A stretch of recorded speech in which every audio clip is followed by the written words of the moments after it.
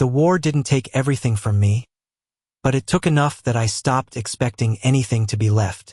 The first thing I noticed when I stepped off the bus wasn't the silence, it was how loud it felt. No engines, no shouting, no radios, just wind dragging across an empty street like it had all the time in the world. I stood there for a second longer than I should have, duffel bag hanging off my shoulder, boots planted on concrete that didn't feel real anymore. 2 years gone, and somehow this place looked exactly the same and completely different at the same time. The diner on the corner still had that flickering neon sign. The gas station across the street still smelled like old oil and summer heat, but everything felt smaller, like life had moved on, and I was the only one who didn't get the memo. I walked the last 3 blocks to the house, slow, each step heavier than the one before, not because I was tired, but because I wasn't sure what I was walking into, or if I even deserved to walk back at all. The porch came into view first, same chipped paint, same crooked railing I used to lean against on late nights when sleep wouldn't come easy. Back then, I thought that was the worst kind of silence. I didn't know anything then. I stopped at the bottom of the steps, keys in my hand, but I didn't move. Something about the place felt off, like it had been waiting too long, like it remembered me better than I remembered myself. I let out a breath I didn't realize I was holding and forced my foot onto the first step. Wood creaked under my weight, a sound so familiar it almost hurt, and that's when I saw it. At first I thought it was just a pile of something, maybe a tarp, maybe trash blown in by the wind. It was curled near the front door, pressed close like it belonged there, like it had always been there. I squinted trying to make sense of it, but it didn't move, not when the wind shifted, not when my boot hit the second step, and something about that stillness made my chest tighten, because nothing living stays that still, not unless it's learned to wait. I told myself it was nothing. Just my head messing with me again, the same way it did at night, the same way it replayed things I didn't want to see. But then it moved just a little, just enough for me to catch the outline of a head lifting slowly, like it had all the time in the world, and then the eyes found me, dark, steady, unblinking, and suddenly I couldn't breathe because I knew that look. I knew it better than I knew my own reflection, but that wasn't possible. It couldn't be. Rex was gone. Rex didn't make it back. I swallowed hard.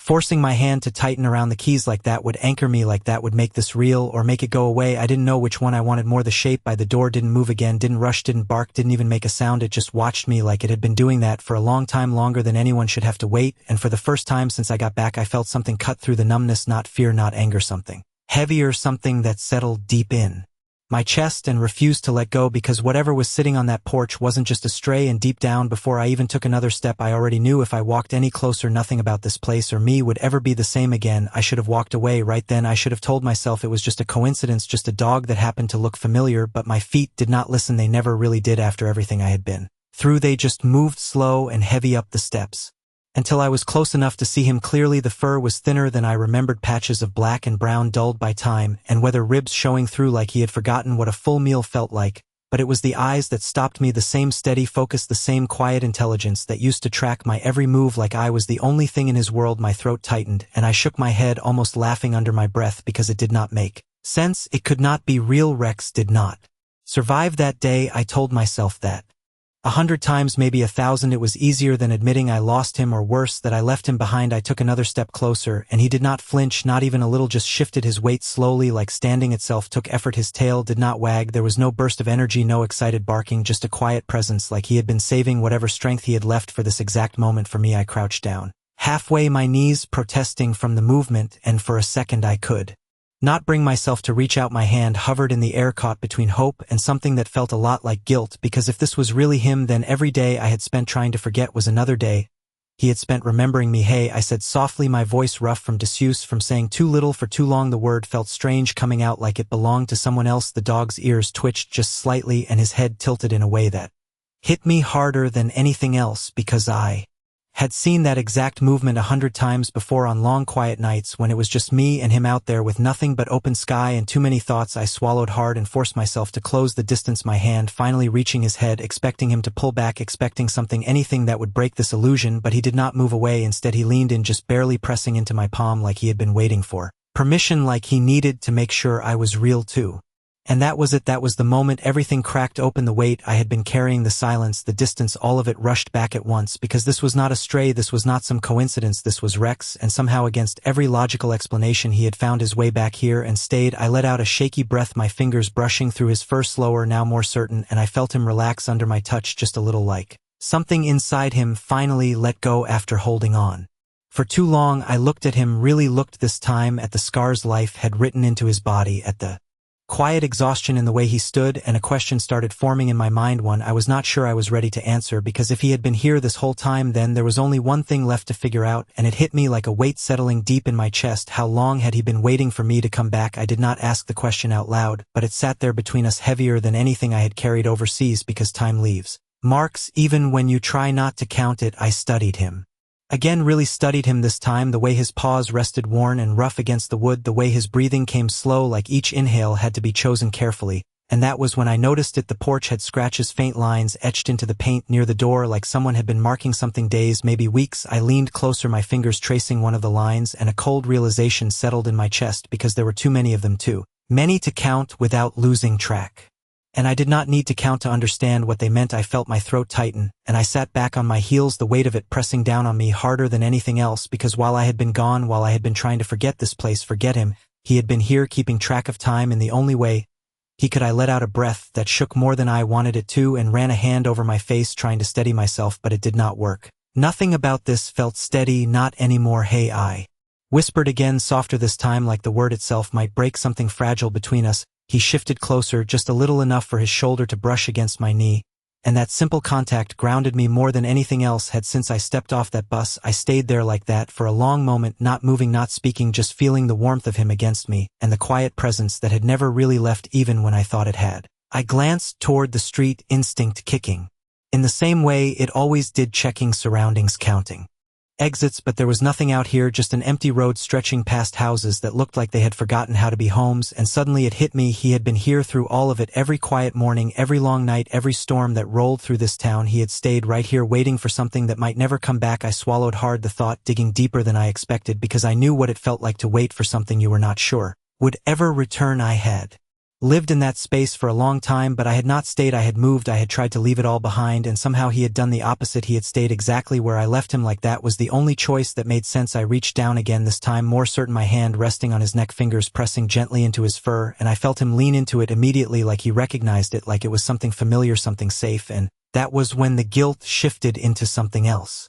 Something quieter but stronger, because this was not just about what I lost or what I survived. This was about what had been waiting for me to come back, and I was not sure I deserved that kind of loyalty, but it was here anyway, breathing beside me, steady and real. And for the first time since I came back, I realized I was not standing in front of an empty house anymore. I was standing in front of something that had been holding my place all along, and I did not know what to do with that yet, but I knew one thing for sure: I could not walk away again, not this time. I stayed there longer than I realized, my hand resting on him, like if I let go he might disappear again, like this whole thing might unravel and leave me standing alone on that porch with nothing but silence and memory. But he did not move away, not even when the wind picked up, not even when a loose board creaked somewhere behind me.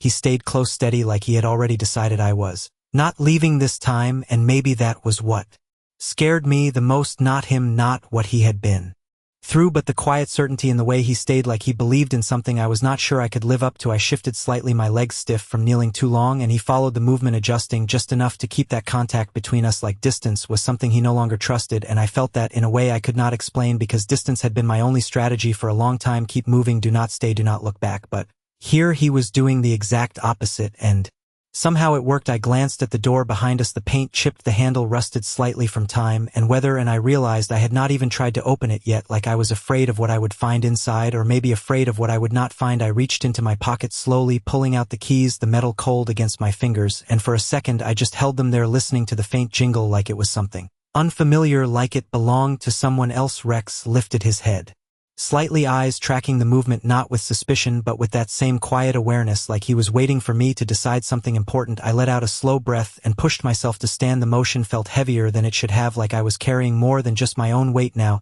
He stayed close, rising with me, his body brushing against my leg just enough to remind me he was still there, still real. I stepped toward the door, each footfall deliberate, each second stretching longer than it should have, and when I finally reached out to the handle, my hand paused again, hovering inches away, because opening that door meant stepping back into something I had spent 2 years avoiding. It meant facing everything I left unfinished, everything I told myself I could outrun. I swallowed hard, my grip tightening around the handle. As I finally turned it, the lock clicked louder than it should have, echoing in the quiet, and for a split second I froze, waiting for something to go wrong, waiting for the past to rush out and pull me back under. But nothing happened, just the soft creak of the door as it opened inward, revealing darkness and stillness. that felt untouched by time. I stepped inside slowly, the air cooler than outside, carrying that faint scent of dust and old wood that instantly pulled memories to the surface, and before I could process any of it, I felt him move ahead of me, not rushing, not exploring, just stepping in like he already knew this place, like it had never stopped being home. And that was when it hit me. This was not just about me coming back, this was about what had stayed behind, waiting to see if I would finally choose to stay too. I did not turn on the lights right away. I just stood there, letting my eyes adjust to the dim outlines of a place that used to feel familiar. The couch was still there, same worn cushions, same blanket folded over the arm, like someone had planned to come back and finish what they started. The kitchen counter held a mug dried at the bottom with something that had long lost its shape and purpose. Time had not stopped here, it had just settled into everything quietly. I took a step forward, boots pressing into the floor with a dull echo that sounded too loud in the silence, and behind me I could hear him moving too, not wandering, not curious, just following, keeping close, like he had already decided his place was wherever I was. I let out a slow breath and ran a hand through my hair, trying to ground myself, but every corner of this house felt like it was pulling something out of me. Memories I had buried, things I had chosen not to carry back with me, but they were here waiting, just like he had been waiting. I moved toward the living room, stopping when I noticed something on the floor near the window, a metal bowl, scratched and worn, sitting exactly where I used to leave it. My chest tightened because it was not empty. There were small pieces of dry food scattered inside, uneven like they had been rations stretched out over time. I crouched down slowly, my fingers brushing the edge of the bowl, and I did not need anyone to explain it. He had been eating here. Somehow, someone must have been leaving food, maybe the neighbors, maybe out of pity, or maybe they had just gotten used to seeing him here every day, refusing to leave. I swallowed hard, the realization sinking deeper, because this was not just waiting, this was surviving, and he had done it right here in the place. I walked away from. I glanced back at him. He stood a few feet away, watching me quietly, no demand, no expectation, just there, like he always had been. And something inside me shifted again, not the sharp guilt from before, but something steadier, something that felt like responsibility settling into place. I stood up slowly, wiping my hands against my jeans, more out of habit than anything else, and looked around the room again, seeing it differently now, not as something I lost, but as something that had been held together in my absence, not perfectly, not without wear, but enough to still be here. When I came back, I walked toward the hallway, each step pulling me deeper into the past. The bedroom door was slightly open, just enough to let a thin line of light from the window cut across the floor, and I hesitated again, because some doors are harder to open than others, not because of what is inside, but because of what you might feel when you step through them. I pushed it open anyway, the hinges creaking softly, and inside everything was almost exactly as I left it. The bed unmade, a jacket thrown over the chair, boots by the corner, like I had planned to come back after a long day, and instead I disappeared for 2 years. I felt him move closer again, stopping just at the doorway, like he understood this space meant something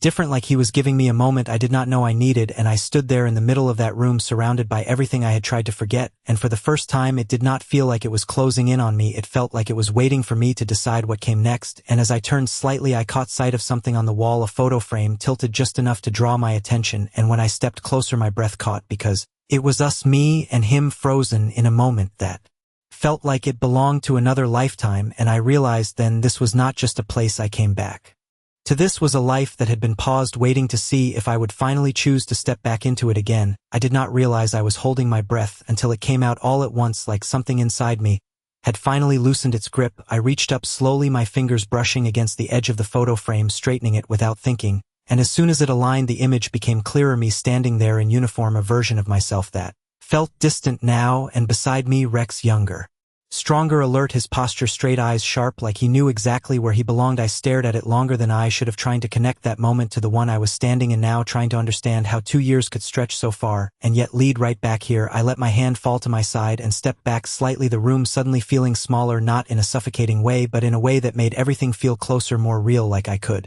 not ignore it anymore. Behind me I heard him shift again, soft steps against the floor, and when I turned he was still there at the doorway, watching, not stepping and not crossing that line, like he was waiting for something from me, a signal, maybe permission. I exhaled slowly and nodded without even realizing I was doing it, a small motion, barely anything, but it was enough. He stepped forward carefully, each movement measured, like he understood this moment mattered more than anything else right now. He crossed into the room and stopped a few feet from me, his eyes lifting to meet mine, and for a second everything else faded. No noise, no thoughts, just that quiet connection that had somehow survived everything, time, distance, everything I had tried to bury. I lowered myself onto the edge of the bed, the mattress dipping under my weight the same way it used to, and I felt something settle inside me, not peace, not yet, but something close to it, something steady. Rex moved closer this time, no hesitation, stopping right in front of me, and when I Reached out my hand again, he leaned into it, immediately pressing his head against my palm with a familiarity that made my chest tighten in a way I could not explain. I ran my fingers along his neck, slowly feeling the texture of his fur, the warmth of him grounding me in a way nothing else had since I came back. I closed my eyes for a second, just letting that moment exist without trying to define it, without trying to understand it,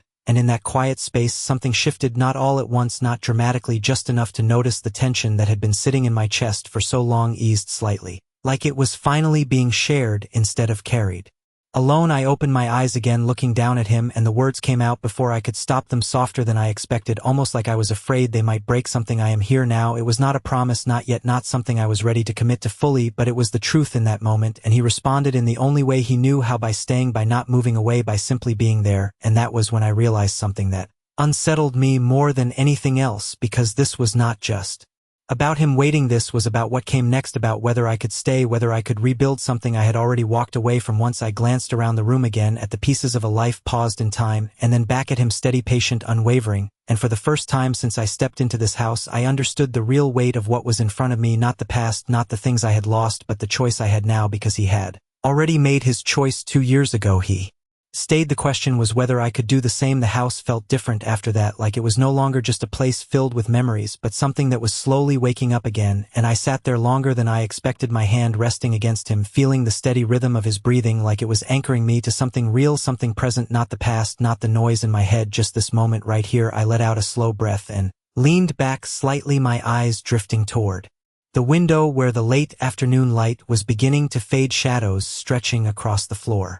Like time was moving again after being paused for too long, and that thought stayed with me longer than it should have, because maybe that was what this really was, not a return, not a restart, but a continuation of something I never finished. I pushed myself up slowly from the bed, my body still adjusting to the weight of everything around me, and he followed immediately, not rushing, not crowding, just staying close like he always had, like he always would. I stepped into the hallway, the air cooler now. The quiet deeper, but it did not feel empty anymore, not the way it did when I first walked in earlier. There was something here now, something subtle but real, and I realized it was not the house that changed, it was me, or maybe it was the fact that I was not alone in it anymore. I moved toward the kitchen again, glancing at the counter, at the worn surfaces that had seen years of ordinary life, something I had not allowed myself to think about for a long time. Normal things, routines, meals, mornings that did not start with tension already sitting in your chest. I reached for the faucet, turning it on and watching the water run clear and steady. Something about that simple action grounded me more than anything else had since I got back. I grabbed a glass, filling it halfway and taking a slow drink, the coolness cutting through the dryness in my throat, reminding me I was here, really here, not just passing through, not just stopping by. I set the glass down and glanced toward him. He stood a few feet away, watching quietly, not expectant, not demanding, just present, and that presence carried more weight than any words could have. I opened one of the cabinets, almost out of habit, searching for something I was not even sure I would find, and after a moment my hand paused on a small box pushed toward the back. I pulled it out, dust clinging to the surface, and set it on the counter, opening it slowly. Inside was an old collar, worn but intact, the metal tag catching the light just enough for me to see the engraving still clear, his name, Rex. My chest tightened again, but this time it was not sharp, it was something steadier, something that felt like recognition, like a piece of the past finding its place in the present. I picked it up, turning it over in my hand before looking back at him, and for the first time since I walked through that door, I felt something close to certainty, not about everything, not about what came next, but about this moment, about what was right in front of me. I stepped toward him, slowly holding the collar loosely in my hand, and he did not move away, did not hesitate. Just stood there watching as I closed the distance again.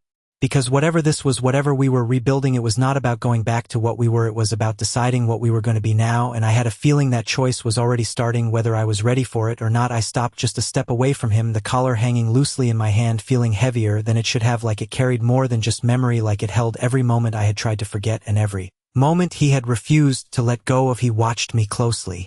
Not with excitement, not with hesitation, just that same quiet awareness that had followed me since the porch, like he understood this was not just about putting something back where it belonged, it was about what it meant to do it now after everything I had taken from him. I exhaled slowly, lowering myself just enough so we were eye level again, and for a second I hesitated, not because I doubted him but because I doubted myself, because putting that collar back on him felt like making a promise, and I was not sure I had the right to make promises anymore. My fingers tightened slightly around the worn leather before I reached forward, slowly giving him time, giving myself time, but he did not move away, did not flinch, did not question. He stepped closer, instead closing the small gap between us, like the decision had already been made on his side, like he had never stopped choosing me, and that was what broke through the last bit of resistance I had. Left, I lifted the collar, gently sliding it around his neck, my hands careful, deliberate, like I was handling something fragile, something that mattered more than I could put into words.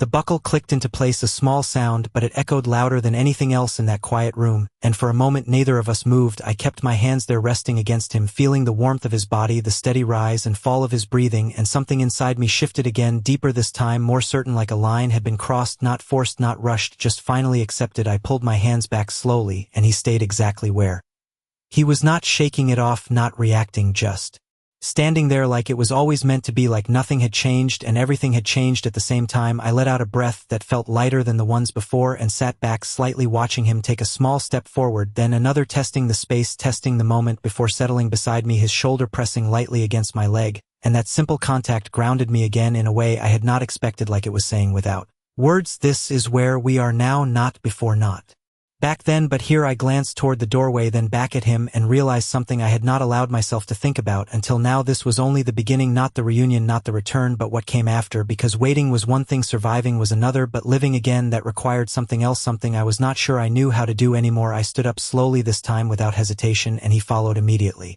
stepping in sync with me like he always had, like that part of us had never been broken. I moved toward the door, the late light outside fading into something softer, something quieter, and I paused for just a second at the threshold, looking out at the empty street that no longer felt quite as empty as it did before, because now it felt like a place where something could happen again, something could begin again. I stepped forward, and he stepped with me, not behind, not ahead, but right beside, and as we moved out onto that porch together, I realized this was not about going back to what we lost. It was about finding out what we could still become, and I had a feeling, whatever that was, it would not be easy. It would not be simple, but for the first time in a long time, I was not facing it alone. I stood there on the porch longer than I expected, the evening air cooler now brushing against my face in a way that felt different than before, not empty, not distant, just present, like everything around me had been waiting for me to notice it again. The street stretched out in front of us, quiet, but not lifeless. A car passed in the distance, headlights cutting briefly through the fading light, and for the first time since I got back, I did not feel the need to retreat from it. I did not feel the urge to turn away or step back inside. I just stood there, letting the moment settle, letting it exist without trying to escape it. Rex stayed beside me, steady, as always, his shoulder lightly touching my leg, like a reminder that I was not standing here alone anymore. I glanced down at him, the collar resting naturally around his neck now, like it had never been gone,